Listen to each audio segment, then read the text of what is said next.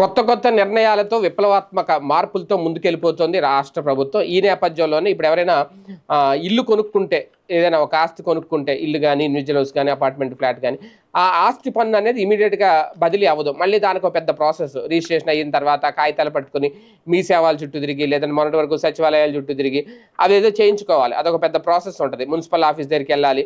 ఆ పన్ను మారడానికి, వాళ్ళకి మళ్ళీ డబ్బులు కట్టాలి. ఇదంతా ఉంటది. అయితే ఇప్పుడు తాజాగా ఈ ఆటో మ్యూటేషన్ అనే కార్యక్రమం అమలు చేస్తున్నారు. ఇప్పుడు ఏదైనా ఆస్తి కొంటే వెంటనే ఆ పన్ను కొత్తగా ఎవరైతే వాళ్ళ పేరు మీద రిజిస్టర్ అవుతుందో వాళ్ళ పేరు మీద మారిపోతుంది. పట్టణాలు, నగరాల్లో రిజిస్ట్రేషన్లు జరిగిన వెంటనే కొనుగోలుదారుల పేరుతో ఆస్తి పన్ను వివరాలు మార్చడం, అంటే దీన్నే ఆటో మ్యూటేషన్ అంటారు. ఈ విధానాన్ని విజయవాడ మున్సిపల్ కార్పొరేషన్ పరిధిలో ప్రభుత్వం ప్రయోగాత్మకంగా ప్రవేశపెట్టింది. ఈ ప్రక్రియలో ఎదురయ్యే సాంకేతిక సమస్యలు, స్పందనను పరిగణలోకి తీసుకుని మార్పులు చేర్పులతో మిగిలిన కార్పొరేషన్, మున్సిపాలిటీ పరిధిలో క్రమంగా విస్తరించాలని భావిస్తోంది. ప్రధానంగా వ్యవసాయ భూముల విషయంలో ఇప్పటికే అమల్లో ఉన్న ఈ విధానాన్ని పట్టణాలు అలాగే నగరాల్లో ఆస్తుల కొనుగోళ్లకు అమలు చేసే విషయమై కొద్ది కాలం నుంచి కసరత్తు జరుగుతుంది. ఈ క్రమంలో విజయవాడ మున్సిపల్ కార్పొరేషన్ పరిధిలో అసెస్మెంట్ నంబర్లపై ప్రాపర్టీ ట్యాక్స్ చెల్లింపు జరిగే ఆస్తుల క్రయ విక్రయాలకు మాత్రమే ఆటో మ్యూటేషన్ విధానాన్ని అమలు చేసేలాగా చర్యలు తీసుకున్నారు. అసెస్మెంట్ నంబర్ కలిగిన పూర్తి ఆస్తి అమ్మకం జరిగితేనే ఈ విధానం వర్తిస్తుంది. కొత్త ఫ్లాట్ల కొనుగోలుకు కూడా ఈ నూతన విధానాన్ని అమలు చేస్తారు.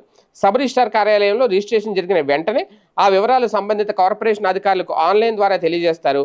అక్కడ పరిశీలించి ఓకే చెప్పిన అనంతరం ఆన్లైన్లోనే ఆటో మ్యూటేషన్ సర్టిఫికెట్ జనరేట్ అవుతుంది. దీనిని సబ్ రిజిస్ట్రార్ కార్యాలయం ద్వారా కొత్త డాక్యుమెంట్లతో పొందే విధంగా చర్యలు తీసుకున్నారు. ఓకే, అంతా బాగానే ఉంది.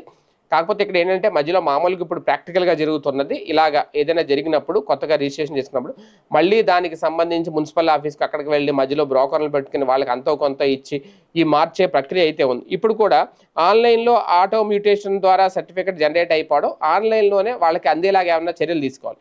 మళ్ళీ ఆ సర్టిఫికేట్ కోసం ఆఫీసుల చుట్టూ తిరిగి ఆ కొత్త డాక్యుమెంట్స్ తీసుకోవడం, ఇవన్నీ మళ్ళీ మధ్యలో దళారులు ఇదంతా ఉంటే మళ్ళీ అక్కడ వినియోగదారులే నష్టపోయే ప్రమాదం అవుతుంటుంది. ఆలోచన అయితే మంచిదే, ఇది చాలా అవసరం కూడా.